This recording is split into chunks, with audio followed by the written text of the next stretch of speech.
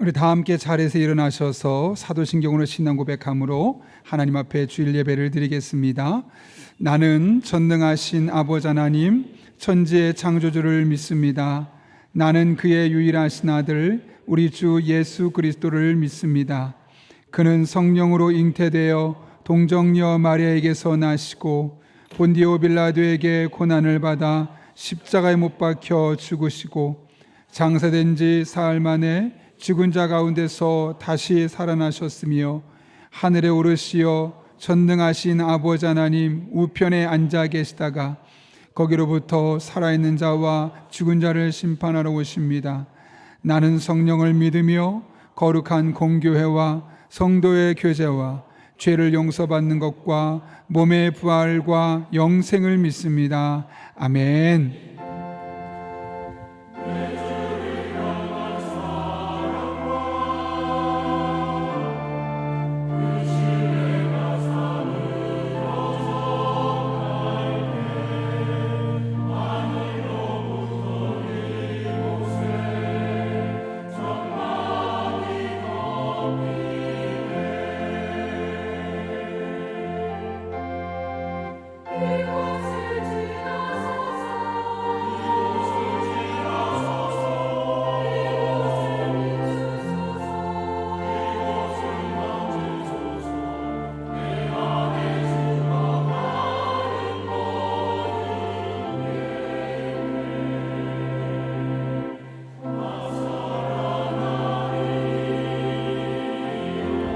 우리들의 산 소망 되시는 주 하나님을 찬양하며 나아가도록 하십시다.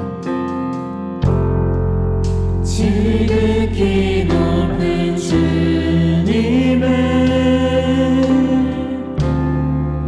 나 지성소로 들어갑니다.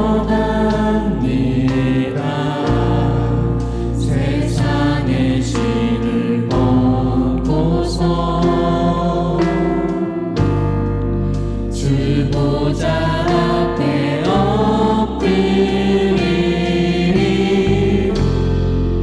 내 주를 향한 사랑과 그 신뢰가 사그러져 갈 때 하늘로부터 이곳에 장막이 덮이네.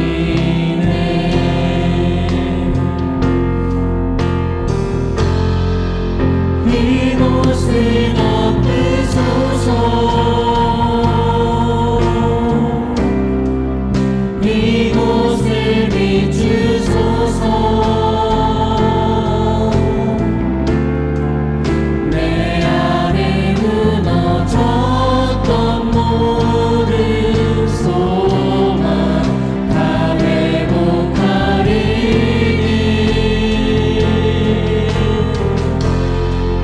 이곳을 지나소서. 이곳을 만지소서. 내 안에 죽어가는 모든 예배 다 살아나리라. 이곳을 덮으소서 주님. 이곳을 덮으소서.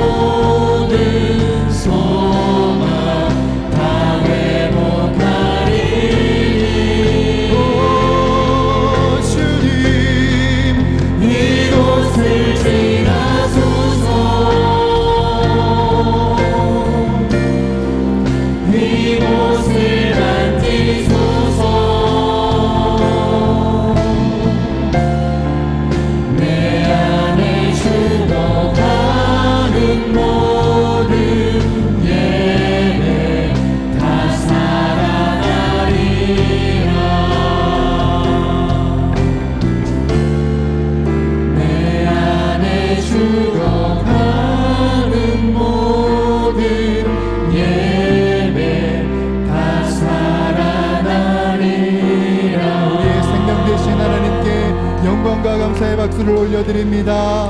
아멘. 우리 그 자리에 앉아서 계속해서 찬양하시면서 주님의 보좌 앞으로 나아가겠습니다.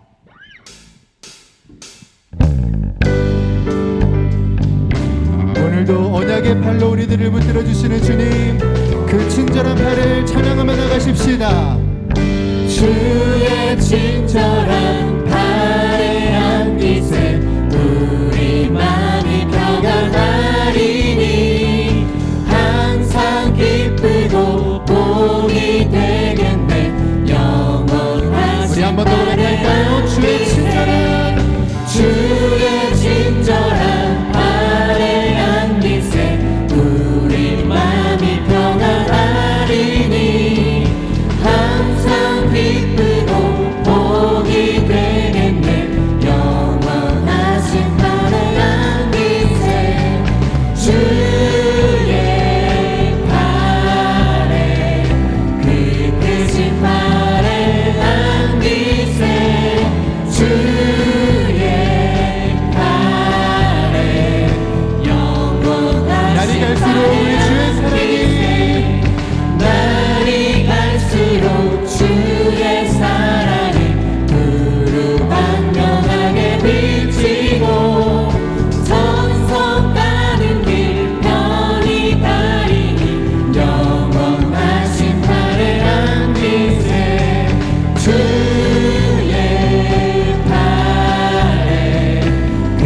크신 팔에 안기세 주의 팔에 영원하신 팔에 우리 주의 팔에 주의 팔에 그 크신 팔에 안기세 주의 팔에 우리 3절로 영원하신 고백합니다. 주의 보좌로 주의 보좌로 나아갈 때에 기뻐 찬미 소리 외치고 겁과 두려움 없어지니 영원하신 팔에 안기세 주의 팔에 그 크신 팔에 안기세 주의 팔에 우리 한 번 더 영원하신 고백할까요? 주의 팔에 주의 팔에 그 크신 팔에 안기세 주의 팔에 영원하신 팔에 안기세 우리를 그 펴신 팔로 안아주시는 주님께 영광과 감사의 박수를 다시 한 번 더 올려드립시다. 아멘.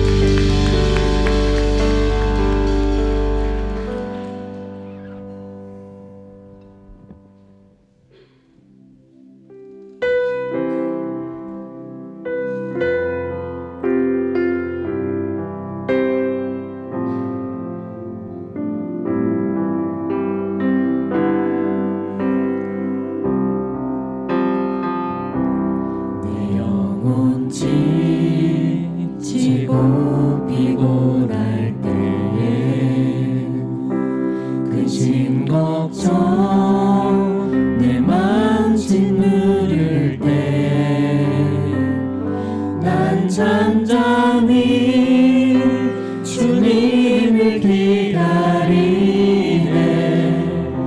주님 내 곁에 오실 때까지 내 영혼 지치고 내 영혼 지치고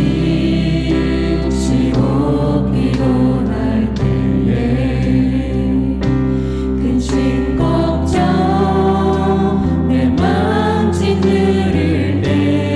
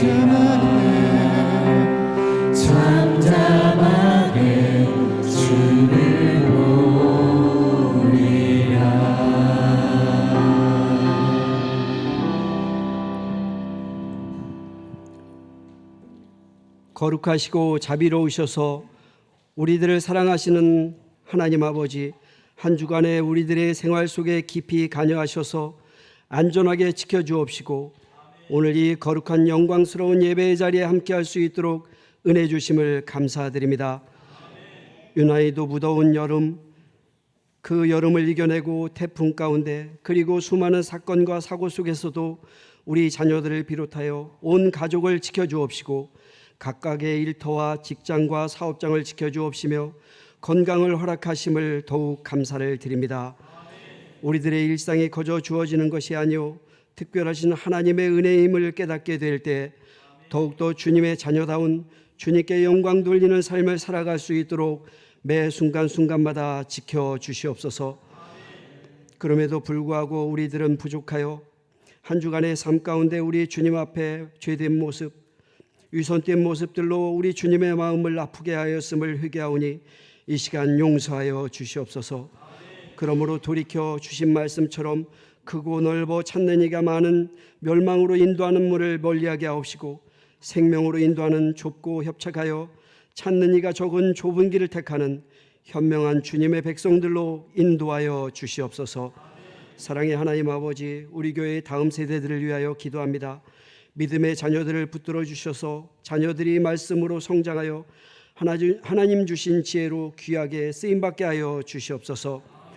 믿음의 대를 이어갈 때 뭇 사람들에게 인정받게 하옵시고 그 무엇보다도 하나님께 칭찬받는 자녀들로 성장시켜 주시옵소서. 사랑의 하나님 아버지, 우리들로 이들을 위하여 울타리 기도를 시작하게 하시니 감사를 드립니다.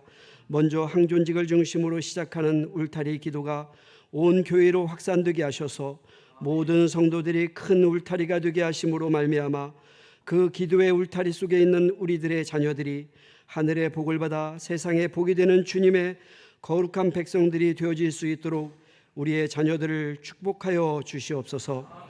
하나님 아버지, 추석 명절을 맞으며 분주한 일상을 이어가는 우리들을 지켜주셔서 길을 오갈 때 안전하게 지켜주옵시고 일가 친척 형제 자매들에게 하나님의 살아계심을 행함으로 증가하는 흩어진 하나님의 사람들 디아스포라가 되어 거룩한 열매들이 맺혀지는 만남의 자리들로 인도하여 주시옵소서.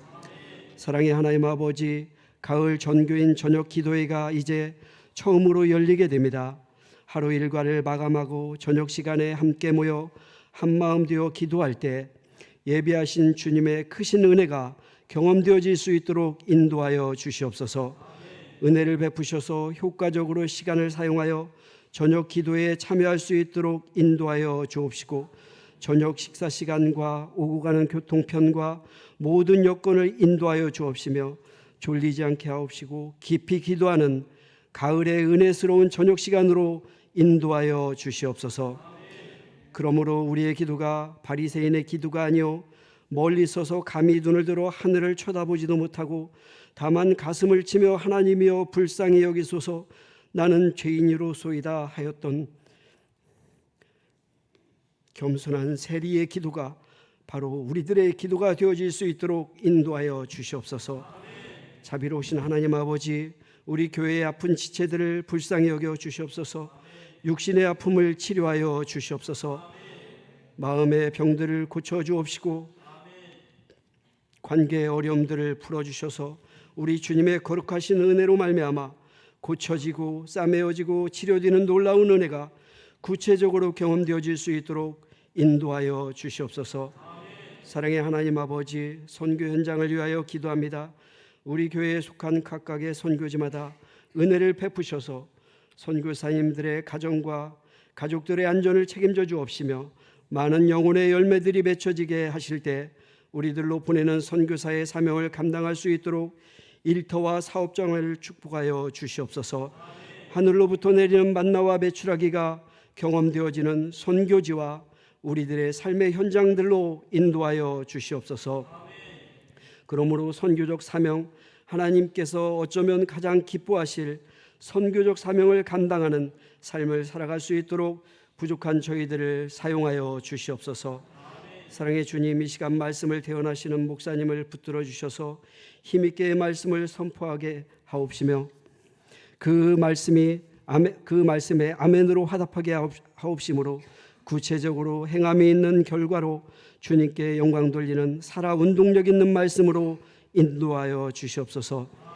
목사님의 건강을 붙들어 주옵시고 모세의 눈이 흐리지 아니하고 기력이 쇠하지 아니하였던 것처럼 말씀의 능력이 쇠하지 않도록 능력의 능력을 더하여 주시옵소서. 하나님 아버지, 목사님을 강건하게 인도하실 때 가정의 평안 또한 인도하여 주시옵소서. 이 시대 하나님의 천사들, 주님의 말씀을 들고 서시는 우리 교회의 모든 전도사님을 비롯한 목사님들을 붙들어 주셔서 주님의 귀한 말씀을 이 시대에 힘있게 선포하는 선한 목자들로 인도하여 주시옵소서. 찬양 받으시기에 합당하신 하나님, 이 시간 온 마음 다해 드려지는 시온 찬양대의 찬양을 기뻐 흠양하심을 믿사오며 길이요 진리요 생명 되시는 우리 구주 예수님의 이름으로 기도하옵나이다. 아멘.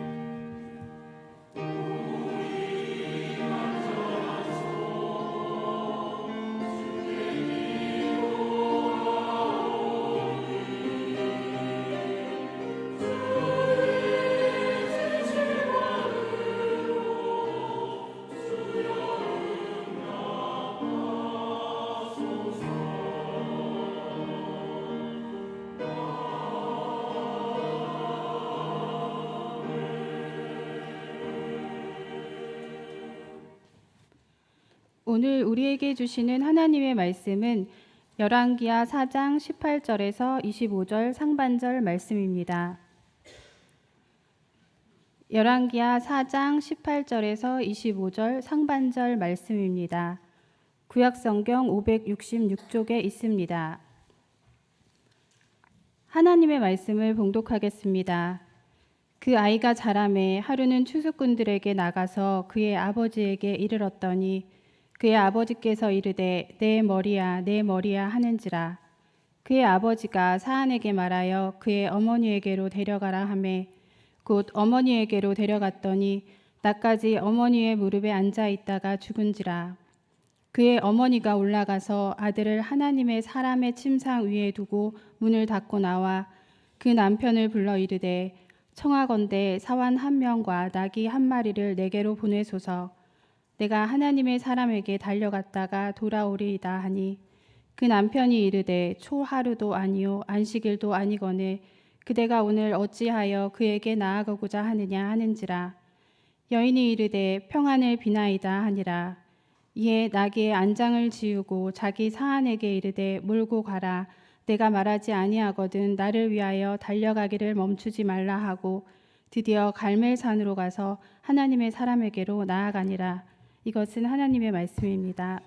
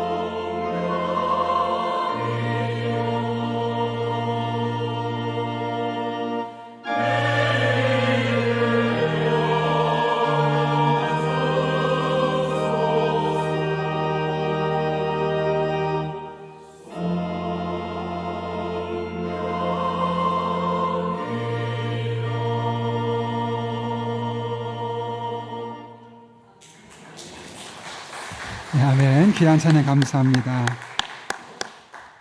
네, 여러분 교회 주보를 참가하실 때 여러분 앞에 귀의 소식 전하겠습니다. 먼저 우리 교회를 방문하신 모든 분들 주님의 이름으로 환영합니다. 등록 원하시는 분 말씀하시면 저희가 친절하게 도와드리도록 하겠습니다. 이 시간 하나님께서 보내주신 한 가족분이 계십니다. 이용미, 이승은 성도님과 또 세 자녀가 있는데요. 오늘 잠깐 손을 들어서 표시하면 어떠실까요?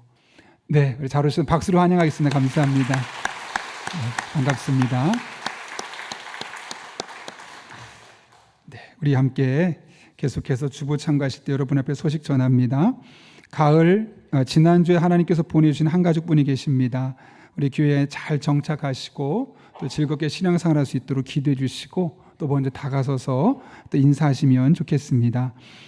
가을 전교인 저녁 기도회가 자꾸 이 새벽 기도가 입에 붙어서 돌아오는 9월 23일부터 명절 끝나고부터 있습니다.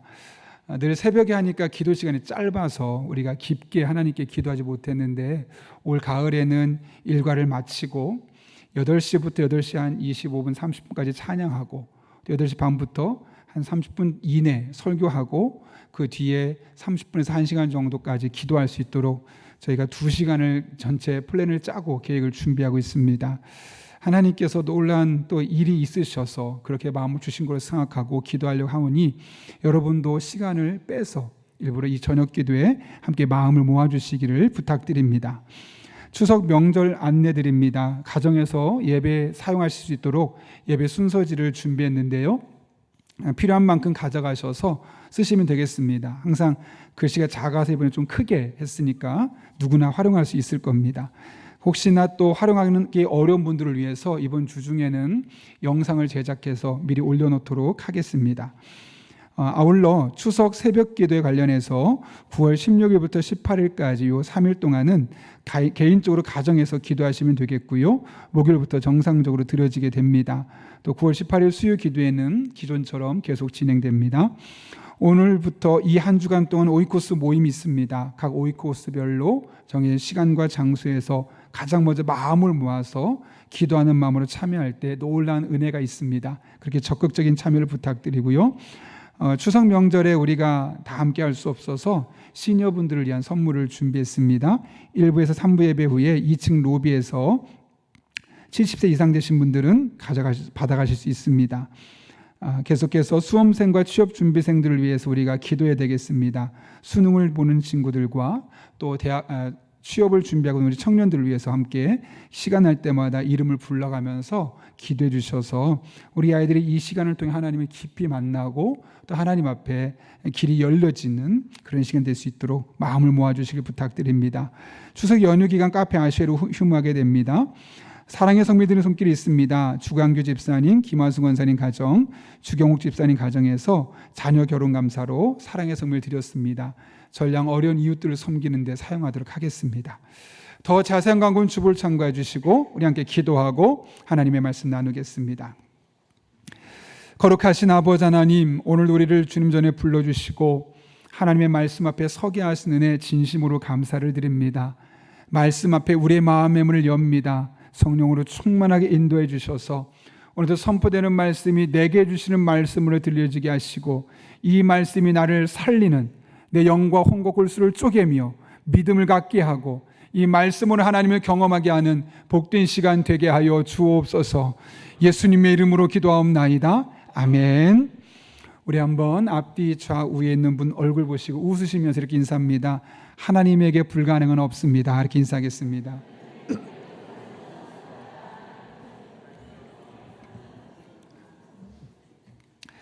예전에 제가 부교육자로 사역할 때 1년 동안 부산을 6번을 간 적이 있습니다.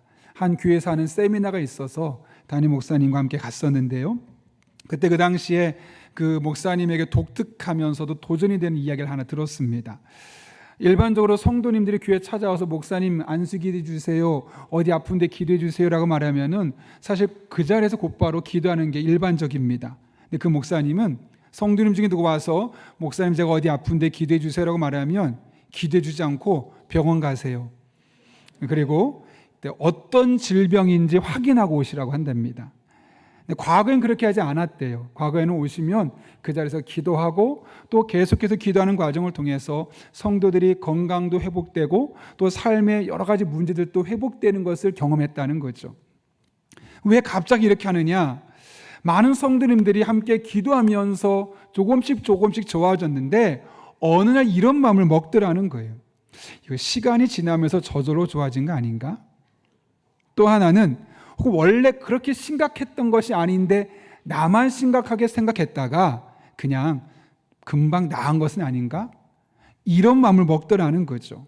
그러다 보니 성도들이 기적적인 일을 기대하고 오는 것 같지만 실상은 기대 반, 의심 반으로 오는 모습을 보면서 이런 잘못된 사고방식 좀 바꿔줘야겠다라는 마음, 그 안타까운 마음에 이제는 오게 되면 무슨 질병인지 먼저 확인하고 오라는 거죠. 그리고 나서 기도하면 어떤 일이 생길까요? 이런 질병을 놓고 함께 기도했더니 하나님이 이렇게 바꿔주시고 이렇게 회복시켜 가더라. 똑같은 상황인데 먼저 병원에서 진단을 받고 와서 기도하니까 그 뒤로 간증거리가 달라지더라는 거예요. 그전에는 운이 좋았네 혹은 기회가 좋았네 라고 했다가 하나님이 도와주셨다고, 하나님이 은혜였다고 똑같은 상황에서 간증거리가 바뀌어지는 것을 경험하게 되었던 것이죠.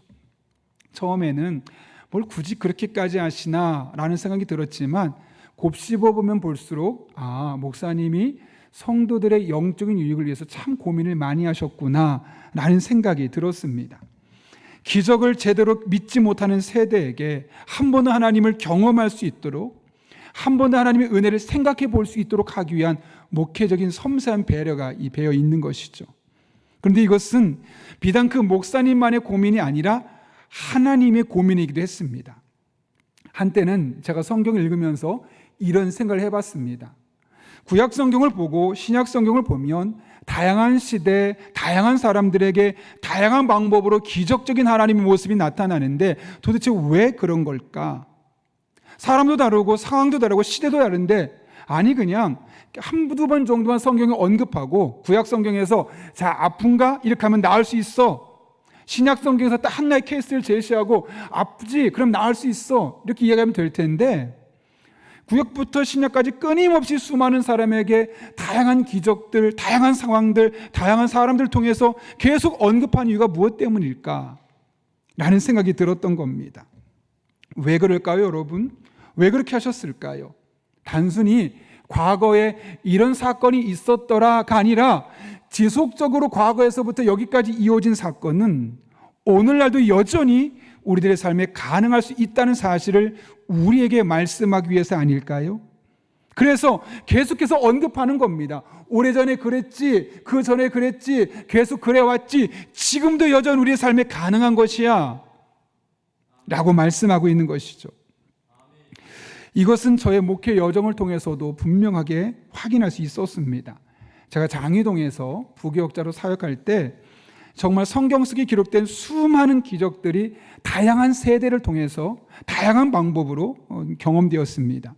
예컨대 턱이 너무 좋지 않아서 평생 껌을 씹지 못하고 잠을 잘 때도 권투 선수들이 끼워야 되는 마우스피스를 끼워야지만 잠을 잘 수 있는, 아니면 다음날 말을 못할 정도로 턱이 너무나 무너져 내린 한 분이 계셨습니다. 어느 날 예배 끝나고 가다가 저 주차장쯤 가는데 갑자기 오늘 가서 기도받고 싶다라는 마음이 생기더랍니다. 그래서 기도했는데 그날 딱 기도받고 가면서부터 턱이 안 아픈 겁니다. 그 뒤로 마음껏 껌도 씹고 또 마음껏 이 마우스피스 빼고 잠을 잘 수 있게 되었다는 거죠. 또 어떤 날은 70세가 넘으신 한 권사님이신데 어떤 일이 있었냐면 아침부터 저한테 깁스하셔서 팔을 움직일 수 없다고, 그때 성경 공부 숙제를 했는데 못하게 되었느라고 그 얘기를 하시는 겁니다. 권사님 어쩔 수 없죠. 근데 저녁에 집회를 참석하셨는데 집회가 다 끝나기 전에 잠깐 손을 들고 막 말을 하시겠다는 거예요. 왜 그러시냐 했더니 목사님, 그 당시 제가 전도사였죠. 전도사님, 제가 팔이 아침에 못 들었잖아요. 지금 보세요. 들고 돌리고 분명히 병원에서 금 갔다고 해서 깁스했는데 멀쩡해진 겁니다. 이외에도 세대를 아우르고 또 다양한 방법으로 하나님께서 놀라운 기적들을 교회 안에 베푸셨죠. 어떻게 이런 일들이 가능했을까 제가 돌아봤습니다. 그랬더니 그 당시 어떤 일이 있었냐면 1년 동안 나름대로 프로젝트가 있었어요. 그게 뭐냐면 우리 성도들에게 하나님 만난 은혜 고백들을 간증하게 하는 거예요. 그래서 좋은 사건이나 은혜가 있으면 그분에게 간증을 영상으로 만들어서 예배 시간에 보여주는 거죠. 한 3분짜리를. 계속 거의 몇 주마다 한 번씩 보여주는 겁니다. 처음에 어땠을까요? 에이, 저거는 저 사람 이야기지. 나하고는 상관없어. 대부분의 성도들이 어떤 특별한 사람들만 경험하는 특정한 사건으로만 인식하고 별 관심이 없었고 저럴 수도 있겠구나 하며 한편으로는 부러워하고 끝났습니다. 그런데 시간이 지날수록 점점 이런 간증들이 쌓이고 쌓여지면서 수십 번이 진행되기 시작하는 겁니다. 그러더니 성도들의 태도가 달라지기 시작하는 겁니다. 나도 가능할 수 있겠네. 저 연세에 혹은 저 어린 나이에 저런 케이스에서도 저런 하나님의 역사하심이 있었다고? 이렇게 나이와 성별을 넘어서는 다양한 기적들의 이야기를 들어가면서 성도들의 마음속에 사모함이 생기는 겁니다. 나도 잘하면 저런 일을 경험할 수 있겠구나. 나도 저 기적적인 하나님 만날 수 있겠구나. 라는 마음이 그들의 마음속에 생기기 시작하니까 더 많은 간증들이 생기기 시작했던 것이죠. 그렇게 개인적으로 수많은 간증들이 있었을 뿐만 아니라 교회 공동체 안에 하나님 만난 이야기들로 가득 찬 한 해가 될 수 있었던 그런 은혜를 경험하게 되었던 것이죠. 오늘 본문도 사실 그런 맥락에서 기록되었습니다. 오늘 본문은 수넴 여인의 아들의 죽음의 사건으로 시작하죠. 17절을 보면 이 아들은 느즈막한 나이에 낳은 하나님의 은혜로 낳은 늦둥이였습니다. 눈에 넣어도 아프지 않을 만큼 보배로운 자식이었죠. 근데 어느 날 맥없이 죽었습니다. 오늘 본문 20절을 보십시오. 이렇게 이야기합니다. 곧 어머니에게로 데려갔더니 낮까지 어머니의 무릎에 앉아 있다가 죽은지라. 하늘이 무너지는 느낌이었겠죠. 절망, 슬픔, 비통, 원망 이런 모든 부정적인 감정을 다 동원해도 설명할 수 없을 만큼 그의 마음은 무너져 내렸을 겁니다. 사실 저희 큰애를 낳기 전에 저희 같은 경우는 첫째를 유산을 했었거든요. 유산하는데 아내가 수술을 하고 중절 수술하고 나오는데 막 저도 모르게 눈물이 나고 가슴이 아프더라고요. 사실 얼굴 한 번도 본 적이 없고 그냥 초음파 사진에 점같이 작은 것만 봤는데도 그 존재가 사라졌다는 사실 하나만도 마음이 아픈데 오늘 본문을 보게 되면 이미 자라서 멀쩡히 걸어 다니는 아이가 어느 날 갑자기 맥없이 죽는 모습을 보면서 그 부모의 마음이 어떻겠습니까? 아마도 제정신이 아니었을 겁니다. 근데 오늘 본문의 말씀은 죽은지라로 끝나지 않는다는 것이죠. 반전이 있습니다. 35절 보면 이렇게 기록하죠. 같이 한번 읽겠습니다. 시작. 엘리야가 내려서 집안 아이가 7번 재채기 하고 눈을 뜨는지라. 아멘. 살아났다는 거죠. 쇼한 것이 아닙니다. 잠깐 죽은 척했다 다시 살아났던 척한 것이 아닙니다. 실제로 죽었다가 살아났습니다. 우리가 이럴 때 사용하는 단어가 있죠. 그것을 무엇이라고 말하냐면 기적이란 단어를 씁니다. 기적을 사전을 찾아보니 이렇게 말합니다. 첫 번째로는 상식으로는 생각할 수 없는 기이한 일. 그러니까 우리가 일상적인 삶에서 이런 일도 가능해? 라고 말하는 일을 말하는 거죠. 두 번째로는 신에 의해서 행해졌다고 믿어지는 불가사의한 현상. 그렇다면 여러분 오늘 본문의 사건은 말 그대로 기적입니다. 그런데 이 사건을 보면서 여러분 어떤 마음이 드셨습니까? 왜 하나님께서 이 사건을 성경 속에 남겨두셨고 왜 사건을 우리로 하여금 보게 하셨고 우리로 하여금 듣게 하시는 걸까요? 이 사건을 보고 듣는 사람에게 뭔가 주시고자 한 메시지가 있던 건 아닐까요? 어떤 교훈이겠습니까?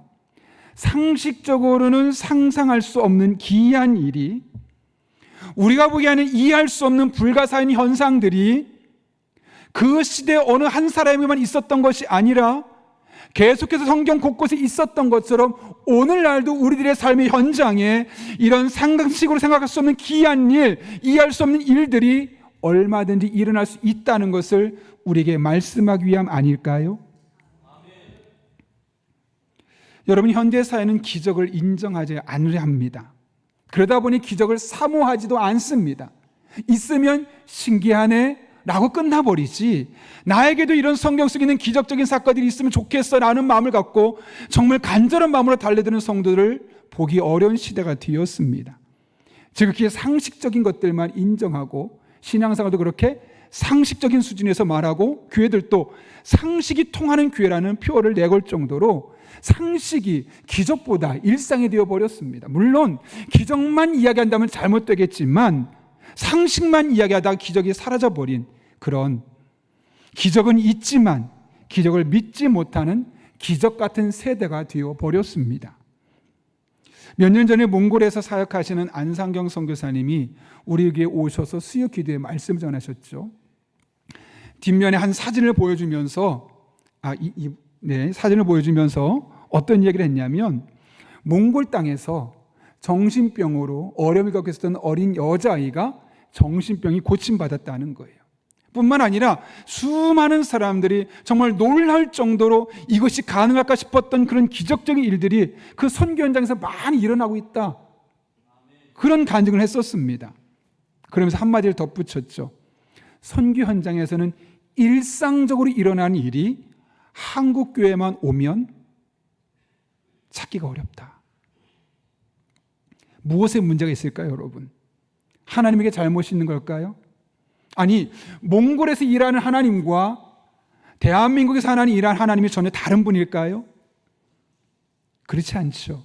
하나님은 같은 분이시고 같은 믿음으로 역사하는 분이세요. 근데 몽골에 있는 사람들은 기댈 게 없는 거예요. 하나님밖에 없어요. 그래 하나님께 매달리고 성경 속의 기적을 사모할 수밖에 없고, 그렇게 간절히 매달리며 사모할 때 정말 성경의 기적들이 그들의 일상의 삶에서 나타나게 되었다는 거죠. 우리들의 삶은 어떻습니까? 너무 평안해요. 잘 살아요. 굳이 기적이 없어도 병원 한번 가면 되고, 굳이 기적이 없어도 돈 한번 빌리면 되고, 그래서 별로 어려움이 없으니까 하나님을 향해서도 굳이 성경 속의 기적을 굳이 기다릴 필요 없어요. 아니, 그 기적을 기다리려고 기도하는 시간이 힘들 뿐이죠. 기적은 있지만 기적을 믿지 못하는 기적 같은 세대이기 때문에 기적을 경험하지 못하는 겁니다. 본문은 그런 맥락에서 기적을 믿지 못하는 기적 같은 세대에게 다시 한번 하나님의 기적을 경험할 수 있다는 사실을 우리에게 언급하고 있고 도전하고 있는 겁니다. 그렇다면 여러분, 그것이 어떻게 가능할까요? 오늘 본문의 주인공은 엘리사가 아니라 사실은 수넴 여인입니다. 아들이 죽었죠. 그 아들이 죽고 나서 수넴 여인이 어떤 행동을 취합니까? 21절을 보면 아들의 시체를 평상시에 엘리사가 이 집에 오면 묵는 게스트룸에 안치합니다. 그리고 남편에게 가서 한 가지를 부탁하죠. 22절입니다. 이렇게 말합니다. 같이 읽습니다. 시작. 그 남편을 불러 이르되 청하건대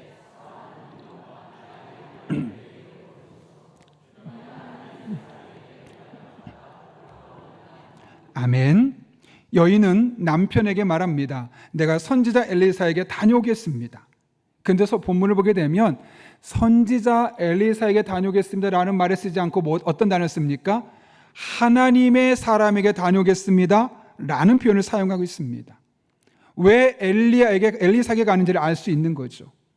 그녀는 지금 엘리사를 만나러 가는 것이 아니라 엘리사를 통해 역사하신 하나님을 만나러 가는 겁니다. 그래서 그를 선지자 엘리사라고 부르는 것이 아니라 하나님의 일하시는 통로인 그 하나님의 사람을 보고 오겠습니다 라고 이야기를 하고 있는 겁니다. 그녀의 마음속에 이 문제가 아무리 크고 아무리 절망적이어도 하나님만 만나면, 엘리사를 통해 역사하셨던 그 하나님만 경험하면 나의 삶의 문제는 얼마든지 바뀔 수 있다는 분명한 믿음이 있었다는 것이죠. 이것이 끝이 아닙니다. 그녀의 또 다른 행동을 하나 볼 수 있는데요. 그녀가 엘리사의 집에 다녀오겠다고 말했더니 남편이 나무랍니다. 아니, 지금 초하루도 아니고 안식일도 아닌데 가봤자 필요 없어. 왜 그런 말을 하냐면, 당시 엘리사는 초하루가 되거나 안식일이 되면 자기의 집 근처에서 예배를 집례했어요. 그날이 아니면 이곳저곳에 다니면서 선지 역할을 감당했거든요. 근데 오늘 보면 초하루도 아니고 안식일도 아니니까 그날에 당연히 엘리사가 없을 거라고 생각했던 거죠. 그러니까 쓸데없는 시간 보내지 마라고 남편이 아내를 나무라고 있는 겁니다. 그런데 그런 상황 속에 그녀가 뭐라고 대답하는가? 23절 말씀 이렇게 기억하고 있습니다. 여인이 이르되 평안을 비나이다. 뭐라고요? 평안을 비나이다. 이게 무슨 말이냐면 이 평안이라는 단어는 히브리어로 샬롬이죠. 일반적으로는 인사말이에요. 안녕하세요, 평안하세요. 인사하라. 첫 번째는 그런 말이지만 사실 두 번째 용례가 훨씬 더 중요한데요. 이렇게 되어 있습니다. 내 외적으로 닥치는 환난, 재난, 전쟁, 건강, 생활에 대한 염려 등 일체 어려움을 뛰어넘어 하나님의 임재 결과로는 완전한 충족 상태. 좀 복잡하지만 이런 겁니다. 내 마음속에 일어나는 여러 가지 힘든 사건 혹은 외부에서 찾아오는 나를 힘겹게 만들었던 여러 가지 사건이 있을 때 그 일체 어려움에서 하나님의 임재로 말미암아, 즉 하나님이 나를 도와주심으로 말미암아 마음의 평강을 유지하고 내 삶의 문제가 직접적으로 해결되어서 그것 때문에 더 이상 흔들리거나 좌절하지 않는 영적인 상태를 유지하는 것을 일컬어 성경은 샬롬이라고 이야기한다는 거죠. 그런데 지금 그녀가 평안을 빕니다라는 말을 했다는 것은 무엇을 의미할까요? 내가 지금 이렇게 절망적인 상황 가운데 있지만 엘리사의 하나님을 만나고 나면 지금의 이 환난이나 염려에서 벗어나 반드시 나의 삶에 샬롬, 평안이 임하게 될 것입니다 라는 믿음으로 남편에게 이야기하고 있는 겁니다. 이를 통해 무엇을 말씀하고 싶은 걸까요, 여러분? 능력의 근원이신 엘리사의 하나님, 그 하나님을 의지하자는 거죠. 그 하나님을 의지하면 나의 삶의 문제가 어떤지와 상관없이, 내 마음이 얼마나 병드는지와 상관없이, 내 육체가 얼마나 아픈지와 상관없이, 내가 겪은 이 슬픔과 좌절이 얼마나 큰지와 상관없이 하나님이 참 샬롬으로, 참 평강으로 우리들의 삶에 함께 하신다.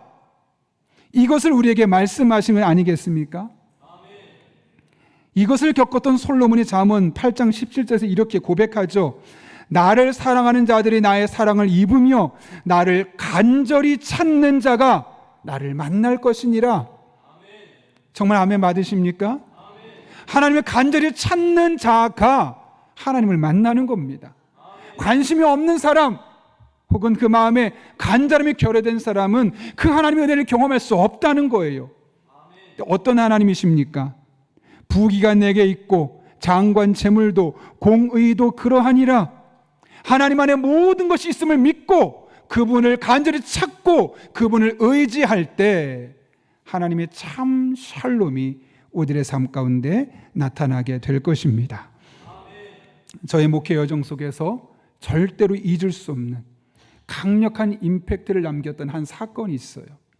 오래전에 몇몇 분들은 들으셨겠지만 다 듣지 못해서 한 번 더 언급하려고 하는데요.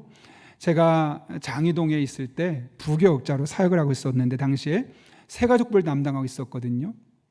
어느 날 70이 넘으신 어르신께서 등록을 하셨어요. 보통 등록을 하고 다 마치면 집에 가셔야 되는데 안 가시고 전도사님 기도 좀 해주세요 라고 말씀하는 거예요. 무슨 일 있으십니까? 여쭈었더니 며칠 전에 손주가 빌라 2층에서 떨어졌는데 거꾸로 떨어진 거예요. 머리로. 그래서 두개골이 절반이 깨져버린 겁니다. 그래서 병원에 중환자실에 입원해 있고 두개골을 열어서 냉동 보관하겠는데 병원에서는 일주일의 고비다. 살기 어려울 것 같다. 7살짜리 손주가 그런 얘기를 듣고 시골에 거주하는 할머니가 급하게 올라오신 거예요.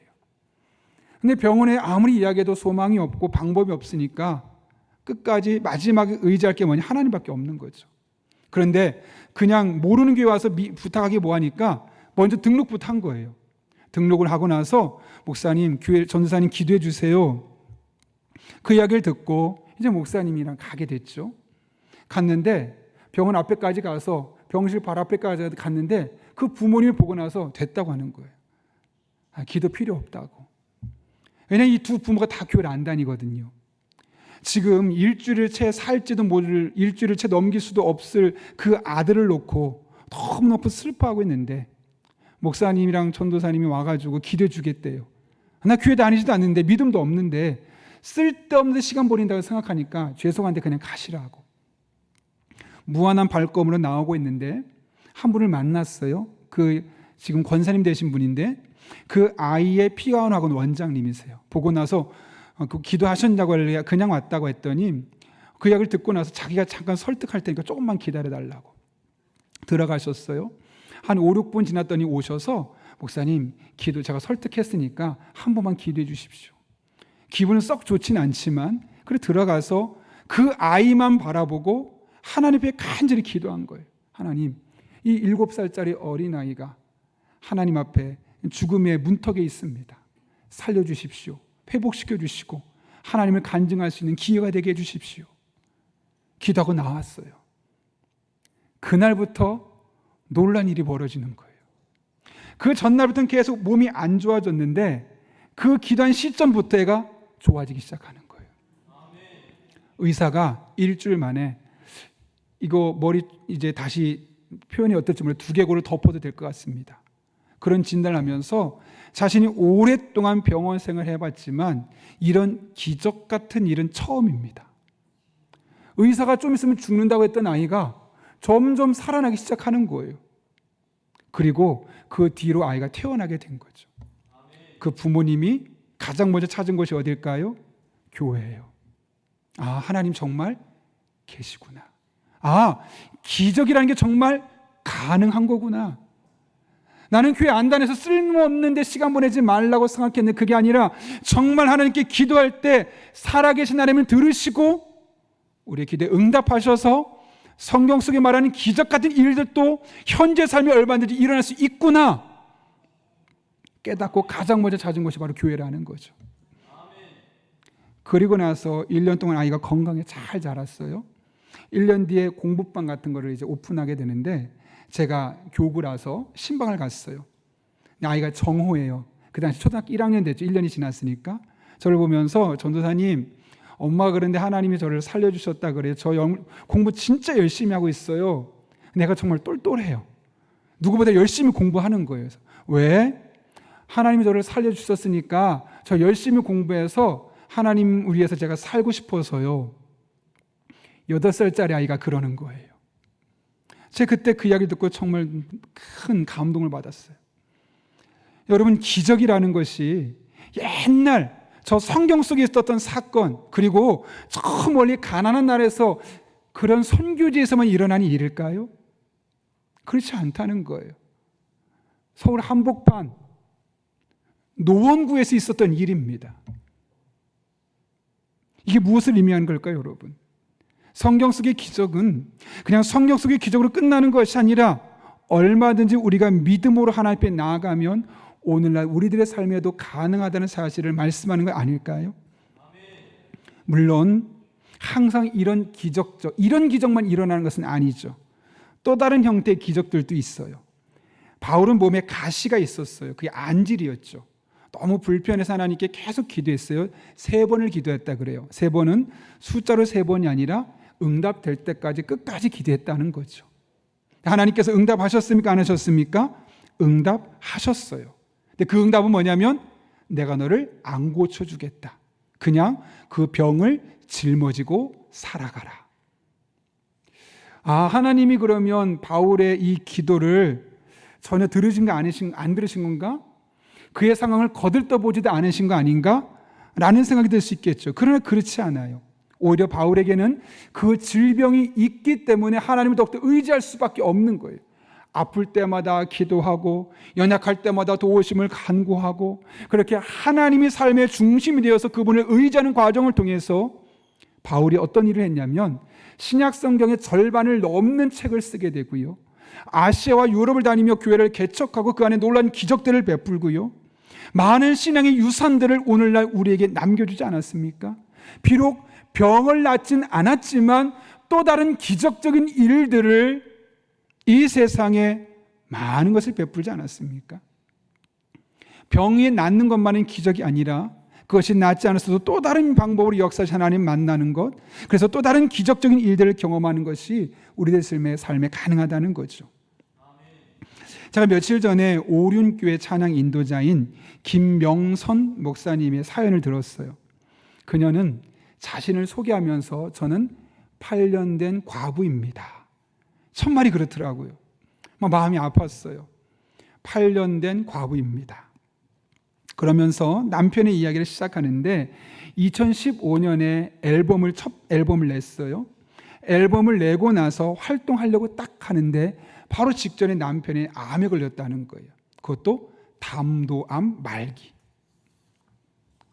병원에서는 4개월밖에 못 삽니다. 정확한 진단이 나왔습니다. 그래도 아이가 둘이나 있고 남편의 건강을 위해서 계속 같이 기도하는 거예요. 하나님 이런 마음 주시더래요.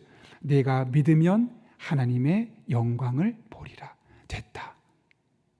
내가 믿으면 하나님의 영광을 보리라. 하나님이 살려주시겠다는 거구나. 막 그런 기대감이 생겨서 더 열심히 기도했대. 하나님 감사합니다. 제가 믿습니다. 제 남편 살려주세요. 그런 영광을 보게 해주세요. 열심히 기도했습니다. 그런데 남편은 투병생활 하다가 2016년 8월 20일에 소천했습니다. 하나님께 서운했어요. 살려주셨으면 좋을 텐데. 아니 하나님 제가 기도할 때 내가 믿으면 하나님의 영광을 볼 것이라고 말씀하지 않았습니까? 그러면 살려주셔야지 왜 데려가시는 겁니까? 서운하더라는 거죠.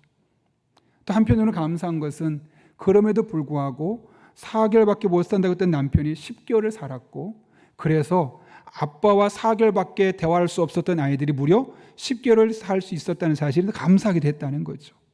근데 사실 이게 쉽지 않죠.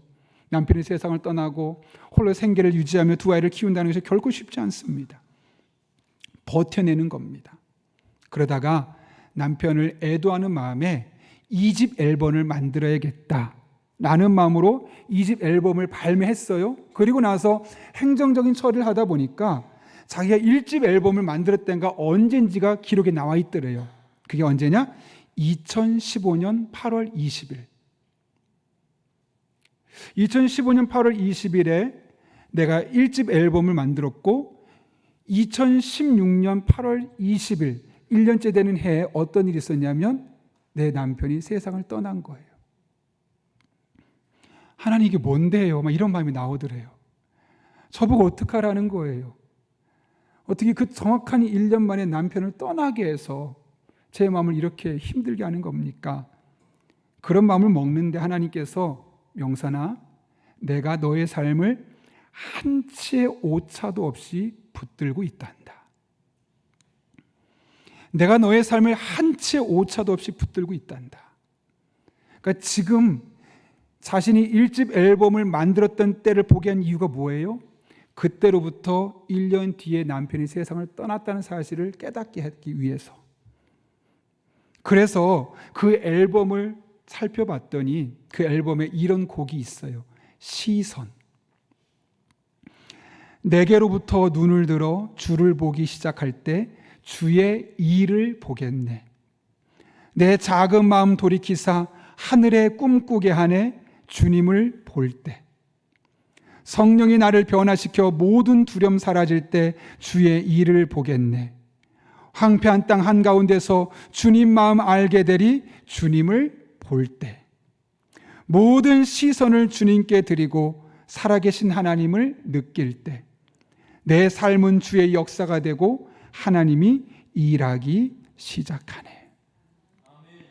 왜 2집 앨범을 만들었던 이 시점에 1집 앨범을 생각나게 하셨던 걸까요?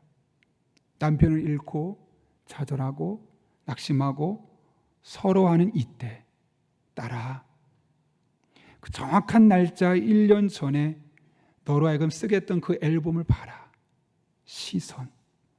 너의 시선은 지금 온통 땅에 머물러 있고 너의 남편의 죽음에 머물러 있어서 마음이 회복되지 않고 있는데 이 모든 시선을 주님께로 집중하고 그분을 바라보고 그분을 느껴봐라. 그럴 때 너의 삶은 주님의 역사의 현장이 될 것이고 하나님이 비로소 너를 통해 일하는 것을 보게 될 것이다. 한치의 오차도 없이 너를 붙들고 있단다. 이 찬양 가사를 다시 한번 깨닫게 하기 위해서 2집 앨범을 통해서 그 날짜를 확인하게 하셨던 것이죠. 사실 남편을 떠나보내고 나서 본인도 힘들었고 그 중에 첫째 아들은 6살의 아버지가 떠나게 됐는데 2년 동안 분리불안을 겪었다 그래요. 그렇겠죠. 아버지와 함께했던 그 시간들을 갑자기 없어 사라져버리니, 통째로 사라져버리니 얼마나 마음이 공허했겠습니까? 근데 그 분리불안을 잘 이겨낼 수 있었다는 거예요. 본인도 아들도. 왜요? 시선. 아버지에게 집중됐던 시선, 땅에 집중됐던 시선을 하늘 아버지께 마치고 그분을 의지하며 그분을 붙들며 그분을 느끼며 나아갈 때 그분의 역사가 이 목사님의 삶에 나타나고 하나님이 일하셔 주니까 1년을 그 본인도 잘 버텨내고 아들도 그 분리불안을 잘 이겨낼 수 있게 되었다는 거죠. 또 다른 기적이죠. 남편이 살진 않았지만 하나님께서 이런 다양한 방법으로 하나님 아버지를 만나게 하시고 아주 꼼꼼하게 섬세하게 그녀 인생을 붙들고 계시다는 사실을 깨닫게 해주셔서 또 다른 아픔이 있을 때 그것을 이겨내게 하시는 기적적인 모습으로 만나 주셨던 겁니다. 여러분, 성경 속의 하나님은 기적의 하나님이심을 믿으십니까? 그래서 오늘도 저와 여러분의 삶 가운데 동일한 기적을 베풀 수 있음을 믿으십니까? 이 사실을 믿으셔야만 합니다.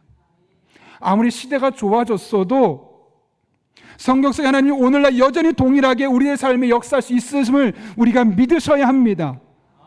그래서 그 하나님께 우리의 모든 시선을 맞추고 그분을 느끼고 그분 앞에 나아갈 때 우리의 삶은 그분이 역사하는 현장이 될 것이고 그분의 일하시는 것을 우리의 눈으로 목도하게 될 것입니다. 이런 하나님의 은혜를 사모하며 나아가십시오. 물론 때로는 우리가 원했던 방법과 전혀 다른 기적으로 나타날 수도 있을 겁니다. 그러나 그것은 우리를 외면해서가 아니라 또 다른 계획이 있기 때문에 그러신 겁니다. 우리가 원하지 않았던 것과 또 다른 하나님의 놀라운 기적이 반드시 여러분의 삶 가운데 준비되어 있을 것입니다. 그러면 끝까지 하나님께 시선을 고정하고 그분만 바라보고 그분만 의지하며 나갈 수 있기를 바랍니다. 하나님의 일하심이 충만한 여러분의 삶으로 간증하게 될 것입니다. 그런 은혜가 저 여러분의 삶 가운데 경험될 수 있기를 예수님의 이름으로 축원합니다. 함께 기도하겠습니다. 이 시간 기도하실 때 오늘 말씀을 기억하며 기도합니다. 오늘 사건을 기억하며 기도합니다. 하나님, 죽은 수넴 여인의 아들이 살아났던 것처럼 그 기적이 성경 속에 기록되어 있는 것처럼 오늘날도 우리들의 삶에 크고 작은 많은 문제가 있습니다. 그 기적의 하나님이 오늘 저의 삶에 임하여 주셔서 기적 같은 일이 우리들의 삶에도 나타나게 하여 주옵소서. 이래 하나님께 모든 시선을 고정하고 하나님의 은혜를 느끼며 나아갈 때 하나님의 일하심을 경험하는 복된 성도들이 되게 하여 주옵소서. 이런 기도 제목을 가지고 함께 1분 정도 사모하는 마음으로 함께 기도하겠습니다. 거룩하신 아버지 하나님, 오늘도 우리를 주님 전에 불러주셔서 하나님의 말씀을 통하여 하나님이 기적의 하나님을 깨닫게 하신 은혜 진심으로 감사를 드립니다. 때는 내가 원하는 방식으로, 때는 내가 원하는 것과 다른 방식으로 놀라운 기적을 베푸셨던 하나님이 오늘도 우리들 삶 가운데 기적을 베푸실 줄로 믿습니다. 이 현실 기적이 있지만 기적을 경험하지 못하는 그런 세대가 아니라 오히려 기적을 믿으며 기적을 경험하는 기적 같은 세대로 살아갈 수 있는 하나님의 사람들 되게 하여 주옵소서. 그렇게 우리들의 삶에 하나님의 은혜가 임하게 하시고 능력이 임하게 하시고 그리 아니하실지라도 내가 원하는 방법으로 역사하신다 할지라도 끝까지 하나님만 붙들며 의지하며 믿음의 길 걸어갈 수 있는 하나님의 사람들 되게 하여 주옵소서. 그렇게 주의 종들의 삶을 붙잡아 주시고 하나님의 놀라운 축복으로 채워 주옵소서.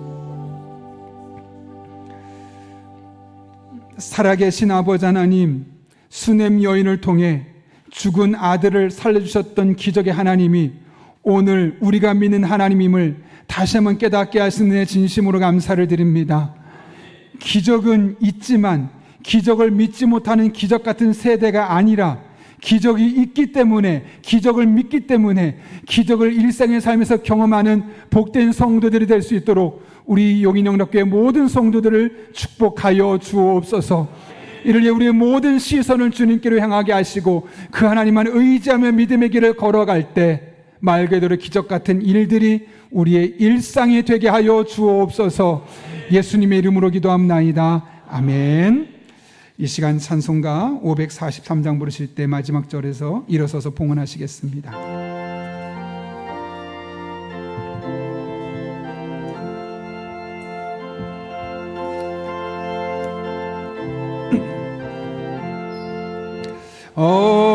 어려운 일 당할 때 나의 믿음 적으나 의지하는 내 주를 더욱 의지합니다.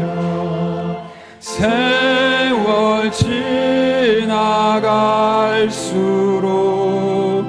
의지할 것뿐일세. 무슨 일을 당해도 예수 의지합니다. 성령께서 내 마음 밝히 비춰 주시니 인도하심 따라서 주만 의지합니다. 세월 지나갈수록 의지할 것뿐일세. 무슨 일을 당해도 예수 의지합니다. 밝을 때의 노래와 어두울 때의 기도로 위태할 때 도움을 주께 간구합니다. 세월 지나갈수록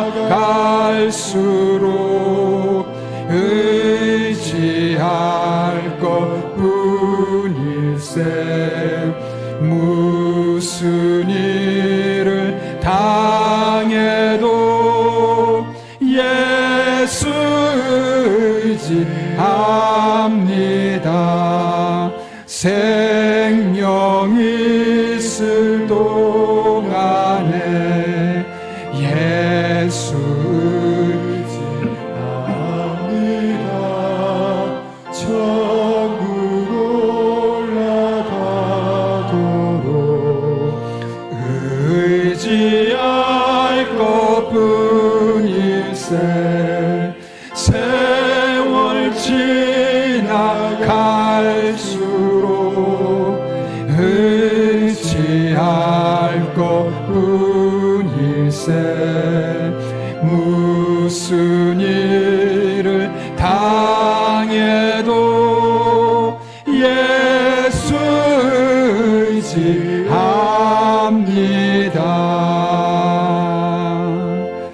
살아계신 아버지 하나님, 어려운 일이 있을 때마다 믿음이 흔들리고 위태한 일을 당할 때마다 좌절하는 우리들이 있지만, 그럴 때마다 하나님 우리를 찾아오여 주셔서 그 하나님을 의지하게 하여 주시고, 그 하나님을 의지할 때마다 놀라운 기적으로 우리들의 일상의 삶에 역사해 주셔서 지난 한 주간도 믿음으로 살게 하시고 오늘 이렇게 주님 앞에 나오게 하신 은혜 진심으로 감사를 드립니다. 이 모든 것이 하나님의 은혜로 되어진 것임을 알기에 오늘 우리가 빈손으로 나오지 아니하고 우리의 신앙의 고백을 담아 하나님을 사랑하는 만큼 다양한 제목으로 예물들을 드리오니 이 모든 예물 기쁘게 받아 주시옵고, 이 한 주간도 우리 성도들의 일상에 기적의 하나님으로 만나 주시는 복된 한 주간 되게 하여 주옵소서. 우리 성도들의 피와 땀과 눈물이 담기는 예물들입니다. 이 모든 예물 중에 단 한 푼 더터로 쓰여지지 아니하도록 영적인 지혜와 분별력을 주시고 늘 깨어 기도하여 하나님 마음을 시원케 하는 것에만 사용하게 하여 주옵소서. 험악한 세상으로 나아갑니다.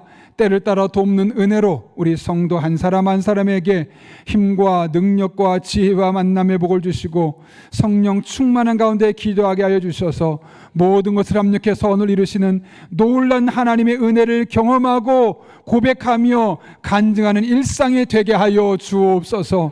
이 한 주도 지켜주실 줄로 믿사오며 예수님의 이름으로 기도하옵나이다. 아멘.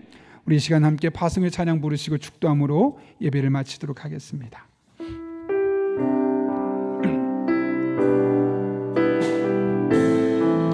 우리의 피난처 되신 주님을 의지하며 함께 믿음으로 고백하며 찬양합니다. 나의 피난처 예수, 주님만이 우리 인생의 피난처가 되어주십니다. 믿음으로 고백하며 함께 찬양합니다. 아멘. 나의 가는 길에 거센 바람 몰아쳐와도 나의 피난처 예수, 그 주님만을 영원히 사랑합니다. 나는 영원히 주님 사랑해요. 아멘. 나는 영원히 주님 사랑해요. 세상 어떤 것도 나의 사랑 끊을 수 없네. 나는 영원히 주님. 우리 믿음으로 선포하며 찬양합니다. 아바 아버지, 아바 아버지, 나를 사랑하시니 나의 모든 것 주께 드려요. 아멘. 아바 아버지, 내가 여기 있으니 주님 영광 위하여. 한 번 더 고백합니다. 아바 아버지, 아바 아버지, 나를 사랑하시니 나의 모든 것 주께 드려. 아멘.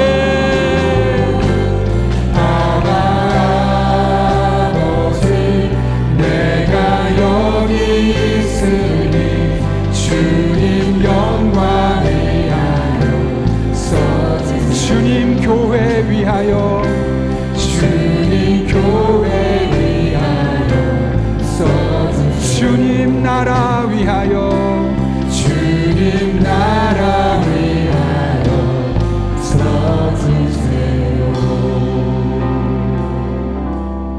지금은 우리의 구원자 되시면 피난처 되시는 예수 그리스도의 은혜와 하나님 아버지의 변함없는 사랑과 성령님의 역사하심이 오늘 주신 말씀을 내게 주신 말씀으로 받고 어떤 상황 속에서도 우리의 시선을 주님께로 고정하며 그분의 사랑과 그분의 은혜를 느끼며 나갈 때 우리들의 삶에 하나님의 일하시는 터전이 될 것을 사모하며 믿음으로 살기로 결단하는 이 자리 머리 숙인 한 영혼 위에 그들의 삶의 자리, 우리 교회와 나라와 민족, 북한 땅과 온 세계 열방 위에 이제부터 영원토록 함께 하시옵기를 간절히 축원하옵나이다. 아멘.